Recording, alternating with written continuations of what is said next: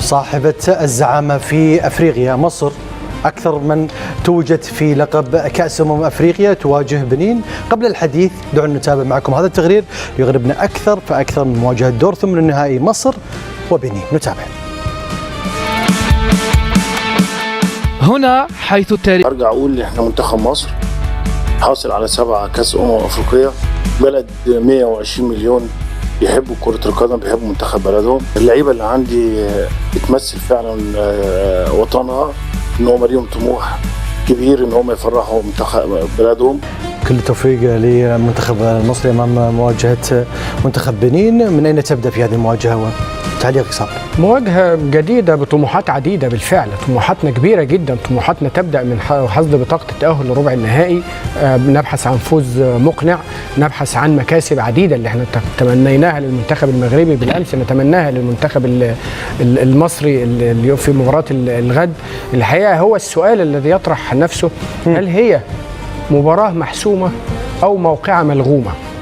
أنا في رأيي الشخصي إن شاهدنا اليوم تنزانيا يعني بس خليك متفائل، لذلك طبعا لأن قد يكون تشاؤم. لا مصر دائما فيها يكون دائما مصر في هذه البطولة لها الباع الأكبر، لا طبعاً. تؤدي في الأدوار الإقصائية صحيح، تؤدي لأنها هي سيدة هذه البطولة. أنا متفائل، ولكن يجب أن يكون التفاؤل يعني مصحوبا ببعض الحذر، وعندي بعض أسبابي لأنه أنت كمان أمام منتخب يعني يعتبر صحيح ليس من منتخبات الصف الأول ولا حتى الصف الثاني، ولكن منتخب تعودنا عليه في المفاجآت. المنتخب ده في تصفيات كأس العالم الأخيرة كان في مجموعة واحدة مع نيجيريا وجنوب أفريقيا. جنوب أفريقيا صعد على حسابه بفارق نقطة واحدة، وكان نيجيريا 17 نقطة وبنين 17 نقطة، نفس القصة. المنتخب البنيني ده في دور ال16 في 2019 في مصر كان المنتخب المغربي رايح للبطولة وهو المرشح الأول للفوز يعني باللقب. تحذر من بنين.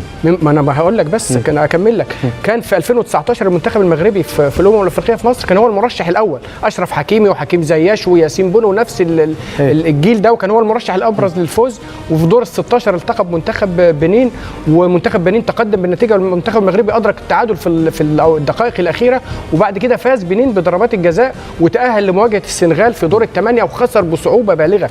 وبالتالي منتخب عنده مفاجآت. صحيح منتخب بعيد، كل الحسابات بتصب في مصلحة مصر بنسبة هائلة، مش هقول لك كمان بنسبة كبيرة فقط، ولكن الحذر مطلوب حتى لا نقع في فخ اللحظات الأخيرة الحرجة. أسألك في ما يخص مواجهات المنتخبات العربية.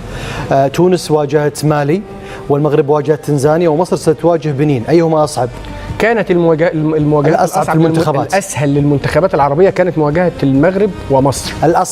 الأصعب بالطبع للمنتخب الجزائري والمنتخب التونسي. لا ما بين المنتخبات الثلاث، ما بين اليوم من أصعب، تنزانيا أم بنين؟ تنزانيا أم بنين؟ لا بنين أصعب طبعا. بنين أصعب. بدر.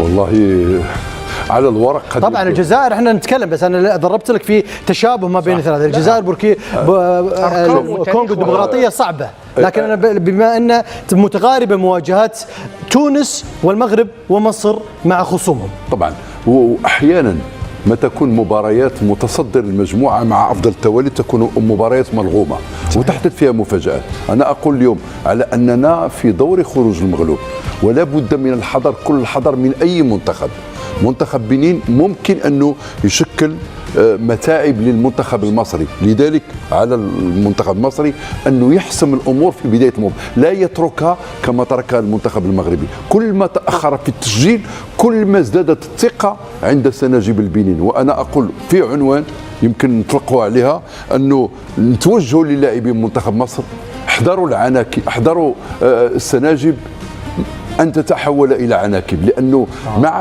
مع تشعب المباراة الفرق هذه الصغيرة تكبر ويمكن تشكل صعوبة للمنتخب المصري. مهدي فودي موفد قناة بين سبورتس مع نبيل الطرابلسي مساعد مدرب منتخب بنين. نتابع معكم ماذا قال قبل مواجهة منتخب مصر.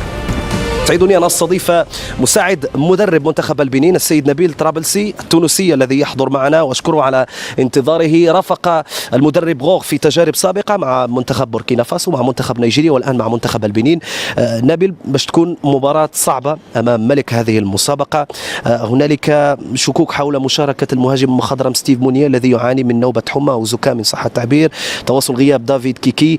هل بقية العناصر جاهزة أو بخلق المفاجأة إن صح التعبير، وربما هل لاعبون متحررون نفسيا وهل سيلعبون بدون ضغوطات؟ اكيد كما قلت انت مهدي ملك هذه المسابقه. نعرفوا منتخب مصر عنده نجوم كبار خاصه في الخط الهجوم. نعرفوا منتخب عنده خبره كبيره في يعني بطوله افريقيا مع مدرب واطار فني يعني يعرف وتحصل على البطوله هذه.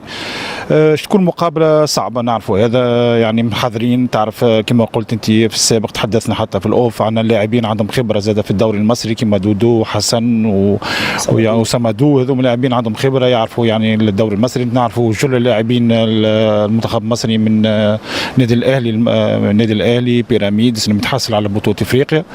بالنسبه لستيف مونيه ان شاء الله يعني بكره نعرفوا اكثر ان شاء الله مع الطبيب الفريق ان شاء الله. هنالك 8 لاعبين تواجدوا مع منتخب البنين في دوره مصر 2019، تمكنوا من خلق المفاجأة أمام منتخب المغرب في ثمن النهائي ولعبوا أمام السنغال في ربع النهائي. هل تواجد هذه العناصر وثلاثة منهم يشاركون كأساسيين، هل تواجدهم يساعدكم كجهاز فني على ربما ضبط الأمور بشكل تام وكذلك محاولة خلق متاعب للمنتخب المصري بفعل الخبرة؟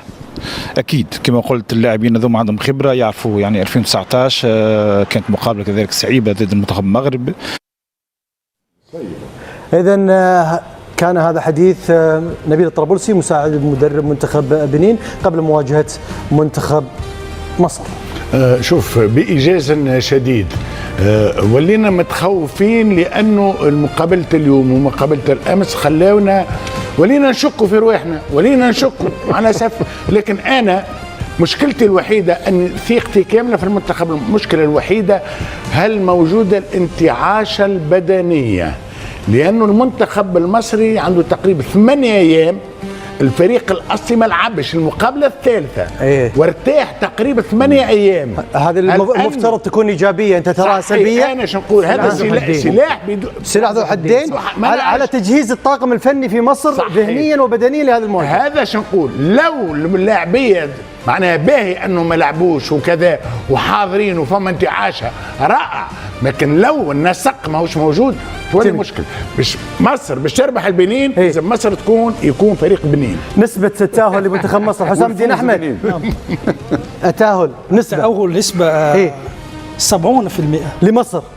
إذن وصلنا معكم إلى الختام، لكن نذكركم في توقيت برنامج البلساء الرياضي سيطل عليكم غدا إن شاء الله بعد آخر مواجهة من مواجهات دور ثمن النهائي في توقيت 12:30 بعد منتصف الليل بتوقيت مكة المكرمة في كل ما يخص بطولة كأس أفريقيا المغرب 2025. وصلنا معكم إلى الختام. شكرا فتحي، شكرا حسام الدين أحمد، شكرا بدر، وشكرا صابر، والشكر الأكبر دائما ما نرددها لكم مشاهدينا. إلى اللقاء.